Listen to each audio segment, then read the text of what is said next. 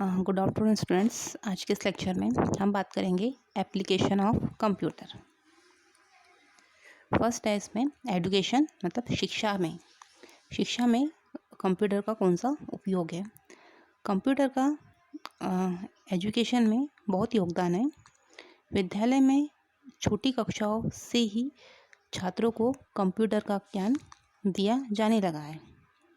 बड़ी कक्षाओं के छात्र कंप्यूटर का उपयोग करके विभिन्न विषय पढ़ सकते हैं तथा उनकी समस्याओं को, जो भी उनकी समस्या है, उनका हल वो आसानी से कंप्यूटर से पा सकते हैं।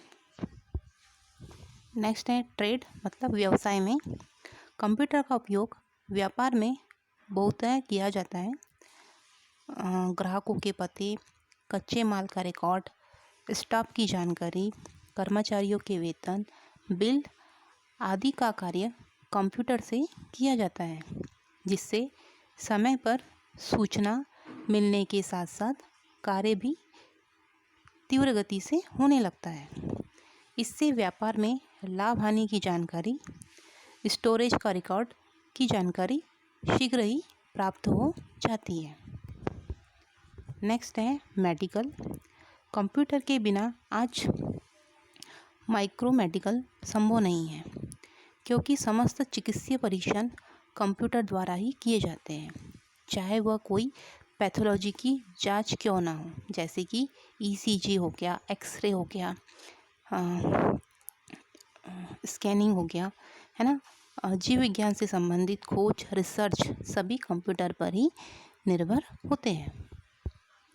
नेक्स्ट है एंटरटेनमेंट, मतलब मनोरंजन में कंप्यूटर का मनोरंजन के क्षेत्र में भी बहुत उपयोग किया जाता है।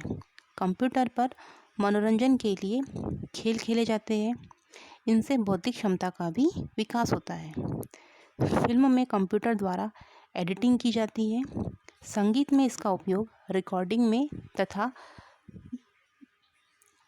धुन को तैयार करने में इसका यूज़ किया जाता है।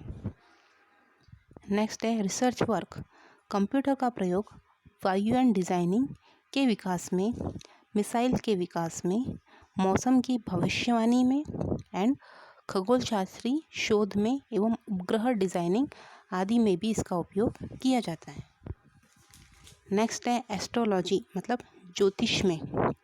ज्योतिष गणनाओं में कंप्यूटर बहुत सहायक रहा है। ज्योतिष के लिए जिन गणनाओं की आवश्यकता होती है, यह कंप्यूटर द्वारा कुछ क्षणों में ही आसानी से कर दी जा सकती है, जैसे जोड़ों का मिलान एवं जन्मपत्री आदि बनाना। नेक्स्ट है इंटरनेट। कंप्यूटर का वर्तमान में संचार व्यवस्था में भी उपयोग किया जाता है। इंटरनेट का उपयोग कर किसी भी विषय से संबंधित सूचनाओं को खोजा जा सकता है, जैसे ईमेल के द्वारा पत्रों को एक कंप्यूटर से विश्व के किसी भी दूसरे कंप्यूटर पर आसानी से भेजा जा सकता है। कंप्यूटर वेब पेज तैयार करके तथा उनसे विभिन्न सूचनाएं प्रदान करके इंटरनेट द्वारा आसानी से प्रसारित किए जाते हैं। नेक्स्ट है हमारा बैंक्स। बैंक्स में हो रहे सभी वित्तीय लेन देन की गणना, ऋण एवं उनकी ब्याज की गणना आदि कंप्यूटर द्वारा की जाती है। बैंक के सभी वित्तीय रिकॉर्ड कंप्यूटर की संग्रह इकाई, मतलब मेमोरी में सुरक्षित रखे जाते हैं। एटीएम के माध्यम से खाताधारी अकाउंट की जानकारी व पैसे का लेन देन किसी भी शहर में रहकर आसानी से किया जा सकता है कंप्यूटर की हेल्प से। नेक्स्ट है ट्रांसपोर्ट, मतलब यातायात। आजकल एयरलाइंस, रोडवेज व रेलवे में कंप्यूटर का प्रयोग बहुत किया जा रहा है। यात्री अपना टिकट किसी भी स्टेशन से आसानी से ले सकता है। ट्रेन, फ्लाइट संबंधी जानकारी ऑनलाइन उपलब्ध होती है। रेलवे आरक्षण। कंप्यूटर का प्रयोग रेलवे आरक्षण में अत्यधिक होने लगता है। आजकल की भागती दौड़ती ज़िंदगी में टिकट काउंटर पर जाकर टिकट आरक्षित करना नामुमकिन सा हो गया है। कंप्यूटर की सहायता से यात्री कहीं से भी अपनी सुविधा अनुसार किसी भी जगह की टिकट आसानी से सुरक्षित कर सकता है या फिर आरक्षित कर सकता है। टिकट आरक्षित मतलब टिकट का रिजर्वेशन करने के लिए उसे किसी स्टेशन में जाने की आवश्यकता नहीं होती। वह घर बैठे या फिर ऑफिस में या फिर कहीं अदर एरिया में भी वह आसानी से टिकट बुक करा सकता है। इस प्रकार रिजर्वेशन करना अत्यंत कैसा है, सुलभ एवं सरल है। कंप्यूटर की सहायता से यात्री न केवल टिकट का रिजर्वेशन कराता है बल्कि रेलवे व ट्रेन से जुड़ी अन्य जानकारी भी आसानी से प्राप्त कर सकता है, जैसे सीटों की संख्या, ट्रेन के आने जाने का टाइम और ट्रेन की वर्तमान स्थिति आदि हम आसानी से प्राप्त कर सकते हैं। नेक्स्ट है ऑफिस में। आजकल कार्यालय सरकारी हो या फिर प्राइवेट, सभी में कंप्यूटर आवश्यक हो गया है, क्योंकि कंप्यूटर के प्रयोग से कोई भी डॉक्यूमेंट तुरंत बनकर तैयार हो जाता है। एक बार डॉक्यूमेंट तैयार होने के बाद इसे सेव कर दिया जाता है। किसी भी आवश्यकता पड़ने पर, कभी भी आवश्यकता पड़ने पर इसे पुनः टाइप करने की आवश्यकता नहीं पड़ती। इस प्रकार डॉक्यूमेंट में जो भी डिफ़िकल्टीज रही या फिर उसे जो भी डिफ़िकल्टीज रह सकती है उसे आसानी से सुधारा जा सकता है। वेतन बिल हो गया, है ना, टेबल प्रिंटिंग हो गया, डाटाबेस के समस्त कार्य कंप्यूटर से किए जाने लगे हैं, जिससे समय की भी क्या होती है, बचत होती है। नेक्स्ट है पेमेंट ऑफ बिल, मतलब बिलों के भुगतान में। पहले बिलों के भुगतान के लिए लोगों को उसके कार्यालय के बिलिंग काउंट पर स्वयं जाकर बिल जमा करना पड़ता था, परंतु कंप्यूटर के प्रयोग से आजकल बिल ऑनलाइन ही जमा हो जाते हैं। इसमें समय भी कम लगता है और यह सुगमता से हो जाता है। बिलों के भुगतान को सरल बनाने के लिए सरकार ने ई मित्र आरंभ किया है।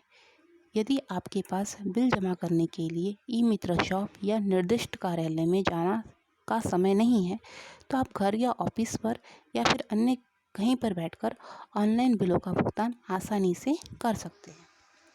नेक्स्ट है ई गवर्नेंस। इसका पूरा नाम ई मतलब होता है इलेक्ट्रॉनिक गवर्नमेंट है।